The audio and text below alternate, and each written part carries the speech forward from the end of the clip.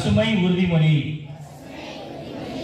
நான் மரக்கன்றுகளை நட்டு பராமரிப்பேன். காடுகள் மற்றும் பல்லுயிர் தன்மையை பாதுகாப்பேன். நீர், நிலம், காற்று மாசுபடுவதை தடுப்பேன். பிளாஸ்டிக் பையை பயன்படுத்த மாட்டேன். புதுப்பிக்கத்தக்க ஆற்றல் வளங்களுக்கு முன்னுரிமை அளிப்பேன். குப்பைகளை பொது இடங்களில் போட மாட்டேன். மின்சாரத்தை சேமிப்பேன்.